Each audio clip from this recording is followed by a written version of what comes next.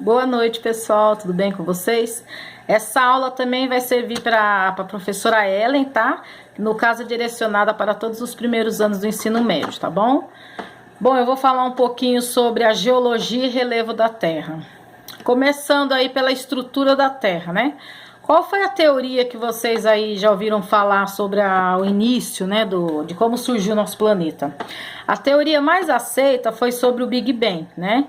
Que eu dou sempre o exemplo de um abacate, né, sobre o formato da Terra, que a casca é a litosfera, que é a camada dos continentes, aquela massa que a gente come, o manto, né, que é a parte onde fica a lava acumulada, e o caroço, o núcleo, onde é a parte mais quente do planeta, né? A Terra, ela teve um processo de resfriamento que ainda não se concluiu. Por exemplo, a parte onde estão os continentes, ele foi a única parte que se resfriou. Se você pegar a segunda camada do manto, que ainda está quente, que é onde saem as lavas, e o núcleo, ainda estão em processo de resfriamento. Aqui no desenho, na página 5 da unidade 4, podemos ver aqui as camadas da Terra, que é o que eu vou focar mais hoje, tá? Essas camadas, elas estão então em transformações, e isso não é coisa de agora, é de milhões de anos, né? A cada 33 metros de profundidade, aumenta-se aí 1 grau centígrado na temperatura. Então, por exemplo, se você vai cavar um poço, a temperatura desse poço ele vai ser muito mais quente lá embaixo do que aqui na parte da superfície. Então, isso é chamado de grau geotérmico, né? Que é essa temperatura interna do planeta. Então, quanto mais fundo for, mais quente será, tá? Então, o núcleo ainda está com a temperatura de quando a Terra ainda era uma bola de fogo, de como essa teoria do Big Bang explica da explosão, né? Que a Terra surgiu, tá? Na verdade, foram lançadas várias teorias, mas a mais aceita por enquanto é a do Big Bang. A estrutura externa da Terra. Quais são as 3 camadas da estrutura externa? É a atmosfera, que é a camada do ar, né, oxigênio. E, na verdade, a camada gasosa do planeta. Aí vem a hidrosfera, ó, o nome hidro, né, vocês já lembram que é água. Então, a camada das águas. Então, vem oceanos, rios, lagos e etc. Litosfera é a camada dos continentes, ou seja, é onde tem a terra mesmo, onde ocorrem os plantios, a vegetação, e é onde está aí 90% dos seres vivos, né? A gente sabe que somando esses 3, a gente chama do quê? Biosfera. A biosfera ela é o conjunto das 3 camadas, então, atmosfera, hidrosfera e litosfera. Se tirar uma dessas camadas, não existiria vida no planeta. Minerais. Onde se encontram esses minerais? É claro, na parte da crosta terrestre, né? Na parte da litosfera. Esses minerais e rochas, eles fazem parte dos recursos naturais que o planeta tem, principalmente a parte de extrativismo também. Existem 2 tipos aí, os metálicos e não metálicos. Então, eu posso dar alguns dos exemplos para vocês. Estão aqui na página 6 da unidade 4, tá? Tem uma tabela aqui mostrando alguns exemplos. Então, aí, ó, tem os metálicos, a gente pode falar ouro, prata, ferro, alumínio, etc. E os não metálicos, né? Pode ser cimento, areia, cascalho, gesso e etc. Ou seja, os metais e não metais, metálicos e não metálicos, aliás, né? Eles são espalhados aí pelo mundo todo.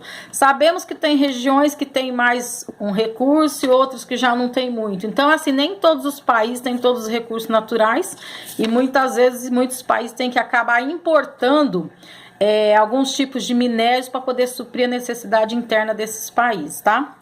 O que é um mineral, né? Ele é um elemento composto de processo químico, que é o chamado metálicos e não metálicos, tá? Aqui na página 6. Quais são essas subdivisões, né? Essas rochas, elas são um agregado natural formado por esses minérios, que são 3 tipos de minérios aí, que estão presentes dentro dessas 3 tipos de rochas, que é a magmática, a sedimentar e a metamórfica. A magmática, o nome também já diz, magma, você lembra da lava que sai do vulcão. O magma, ele é um material pastoso, que ele faz parte de 80% da crosta terrestre. Quando o vulcão ele entra em erupção, ele joga essa lava, que não deixa de ser rocha derretida em alto grau de temperatura, né? A rocha magmática, ela é muito importante para se encontrar alguns minérios muito raros, principalmente como o diamante, né? Então, vários recursos são encontrados, e geralmente esses minérios encontrados nas rochas magmáticas são os mais caros, que eles são os mais raros, né?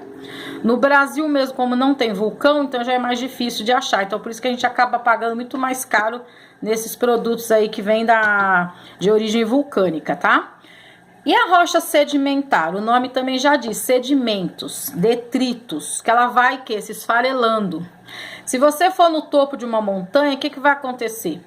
A chuva, o sol, o vento, que são os agentes externos, eles vão influenciar no desgaste dessa rocha, então ela vai esfarelando e vai descendo aquela areia e se depositando embaixo desse relevo do alto para o mais baixo, ou seja, tudo que acontece nessas áreas mais altas, a tendência é diminuindo. Então, se você vê um relevo mais pontiagudo, uma montanha, por exemplo, ela sofreu pouco desgaste. Quando você vê um relevo, uma montanha mais arredondada, ela teve um desgaste maior. Então, essas rochas sedimentares aí vai ocasionando esse desgaste, elas vão diminuindo de altura, claro que isso aí demora milhões de anos, né? E essa areia, esse resíduo que vai soltando, vai se depositando nas áreas mais baixas do relevo, tá? Esse tipo de rocha sedimentar, ele existe também a parte detrítica, que a gente fala que é a erosão, que é o desgaste das rochas, e a parte química, que ela sofre uma influência das chuvas e evaporação. Então, na verdade, o nosso relevo é uma dinâmica constante, né? Eles vão se transformando o tempo todo, se desgastando, tá? Se elevando o tempo todo. E, enfim, a rocha metamórfica, né? O nome já diz, metamorfose, transformação. Né? Essa transformação, ela tem o que? Uma mudança. O que é essa transformação? É a rocha sedimentária magmática sofrer influência da temperatura e da temperatura interna da Terra, que é o grau geotérmico. Essa temperatura interna, ela também acaba causando uma transformação nessa rocha que está na parte externa. Então, esse calor que vem de dentro para fora, ele causa essa mudança nessa rocha, tá? Então, se você olhar uma rocha o tempo todo, você vai ver que ela muda, às vezes, de cor, de textura. Então, por isso que existem esses 3 tipos de rochas, tá? Elas não são únicas, tá? Lembrando que você nunca pode falar pedra, né?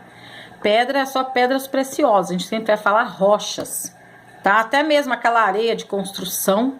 Se você chegar e falar assim, me dá 1 metro de rocha, o pessoal vai te achar estranho, né? Mas seria o certo, porque a areia, aquela pedra de construção que a gente fala, é tudo rocha, tá? Em vários tipos de exposições aí. Tá? Então, por hoje é só, gente. Até a próxima aula. Boa noite.